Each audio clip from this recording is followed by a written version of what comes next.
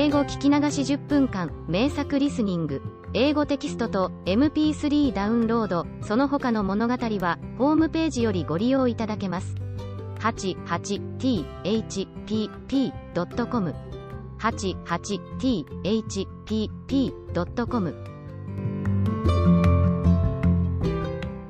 Chapter 2. The Pool of Tears. Curiouser and curiouser, cried Alice. She was so much surprised that for the moment she quite forgot how to speak good English. Now I'm opening out like the largest telescope that ever was. Goodbye, feet. For when she looked down at her feet, they seemed to be almost out of sight, they were getting so far off. Oh, my poor little feet, I wonder who will put on your shoes and stockings for you now, dears? I'm sure I shan't be able. I shall be a great deal too far off to trouble myself about you. You must manage the best way you can, but I must be kind to them, thought Alice, or perhaps they won't walk the way I want to go. Let me see, I'll give them a new pair of boots every Christmas. And she went on planning to herself how she would manage it. They must go by the carrier, she thought, and how funny it'll seem, sending presents to one's own feet. And how odd the directions will look. Alice's right foot, Esquire, hearthrug, near the fender, with Alice's love. Oh dear, what nonsense I'm talking. Just then her head struck against the roof of the hall. In fact, she was now more than 9 feet high, and she at once took up the little golden key and hurried off to the garden door. Poor Alice! It was as much as she could do, lying down on one side, to look through into the garden with one eye, but to get through was more hopeless than ever. She sat down and began to cry again. You ought to be ashamed of yourself, said Alice, a great girl like you, she might well say this, to go on crying in this way. Stop this moment, I tell you. But she went on all the same, shedding gallons of tears, until there was a large pool all round her, about 4 inches deep and reaching half down the hall. After a time she heard a little pattering of feet in the distance, and she hastily dried her eyes to see what was coming. It was the White Rabbit returning, splendidly dressed, with a pair of white kid gloves in one hand and a large fan in the other. He came trotting along in a great hurry, muttering to himself as he came, "Oh, the Duchess, the Duchess. Oh, won't she be savage if I've kept her waiting?" Alice felt so desperate that she was ready to ask help of anyone, so, when the rabbit came near her, she began, in a low, timid voice, "If you please, sir." The rabbit started violently, dropped the white kid gloves and the fan, and scurried away into the darkness as hard as he could go. Alice took up the fan and gloves, and, as the hall was very hot, she kept fanning herself all the time she went on talking. Dear, dear. How queer everything is today. And yesterday things went on just as usual. I wonder if I've been changed in the night? Let me think, was I the same when I got up this morning? I almost think I can remember feeling a little different. But if I'm not the same, the next question is, who in the world am I? Ah, that's the great puzzle. And she began thinking over all the children she knew that were of the same age as herself, to see if she could have been changed for any of them. I'm sure I'm not Ada, she said, for her hair goes in such long ringlets, and mine doesn't go in ringlets at all, and I'm sure I can't be Mabel, for I know all sorts of things, and she knows such a very little. Besides, she's she and I'm I, and, oh dear, how puzzling it all is. I'll try if I know all the things I used to know.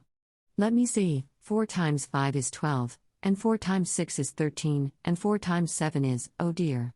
I shall never get to 20 at that rate. However, the multiplication table doesn't signify. Let's try geography.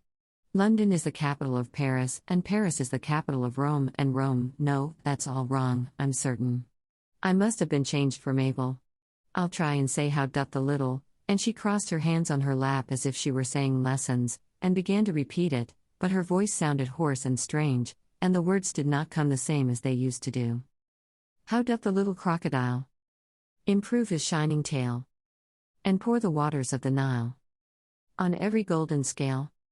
How cheerfully he seems to grin, how neatly spread his claws, and welcome little fishes in, with gently smiling jaws. I'm sure those are not the right words, said poor Alice, and her eyes filled with tears again as she went on. I must be Mabel after all, and I shall have to go and live in that poky little house, and have next to no toys to play with, and oh, ever so many lessons to learn. No, I've made up my mind about it. If I'm Mabel, I'll stay down here. It'll be no use their putting their heads down and saying, "Come up again, dear." I shall only look up and say, "Who am I then?" Tell me that first, and then, if I like being that person, I'll come up, if not, I'll stay down here till I'm somebody else. But, oh dear, cried Alice, with a sudden burst of tears, I do wish they would put their heads down. I am so very tired of being all alone here. As she said this, she looked down at her hands, and was surprised to see that she had put on one of the rabbit's little white kid gloves while she was talking. How can I have done that? She thought.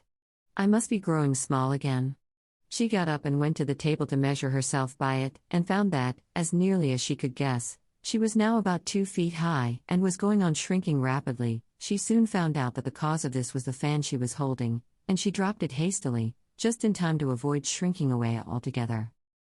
That was a narrow escape, said Alice, a good deal frightened at the sudden change, but very glad to find herself still in existence, and now for the garden. And she ran with all speed back to the little door, but, alas! The little door was shut again, and the little golden key was lying on the glass table as before, and things are worse than ever, thought the poor child, for I never was so small as this before, never. And I declare it's too bad, that it is. As she said these words, her foot slipped, and in another moment, splash! She was up to her chin in salt water. Her first idea was that she had somehow fallen into the sea, and in that case I can go back by railway, she said to herself. Alice had been to the seaside once in her life, and had come to the general conclusion that wherever you go to on the English coast you find a number of bathing machines in the sea, some children digging in the sand with wooden spades, then a row of lodging houses, and behind them a railway station. However, she soon made out that she was in the pool of tears which she had wept when she was 9 feet high. I wish I hadn't cried so much, said Alice, as she swam about, trying to find her way out. I shall be punished for it now, I suppose, by being drowned in my own tears. That will be a queer thing, to be sure. However, everything is queer today. Just then she heard something splashing about in the pool a little way off, and she swam nearer to make out what it was. At first she thought it must be a walrus or hippopotamus, but then she remembered how small she was now, and she soon made out that it was only a mouse that had slipped in like herself. Would it be of any use, now, thought Alice, to speak to this mouse? Everything is so out of the way down here, that I should think very likely it can talk. At any rate, there's no harm in trying. So she began, "Oh mouse, do you know the way out of this pool? I am very tired of swimming about here, oh mouse." Alice thought this must be the right way of speaking to a mouse. She had never done such a thing before, but she remembered having seen in her brother's Latin grammar a mouse of a mouse, to a mouse, oh mouse. The mouse looked at her rather inquisitively, and seemed to her to wink with one of its little eyes, but it said nothing. Perhaps it doesn't understand English, thought Alice. I dare say it's a French mouse, come over with William the Conqueror. For, with all her knowledge of history, Alice had no very clear notion how long ago anything had happened, so she began again, "Où est ma chat?" which was the first sentence in her French lesson book. The mouse gave a sudden leap out of the water, and seemed to quiver all over with fright. "Oh, I beg your pardon," cried Alice hastily, afraid that she had hurt the poor animal's feelings. "I quite forgot you didn't like cats." "Not like cats," cried the mouse, in a shrill, passionate voice. "Would you like cats if you were me?" "Well, perhaps not," said Alice in a soothing tone. "Don't be angry about it. And yet I wish I could show you our cat Dinah. I think you'd take a fancy to cats if you could only see her.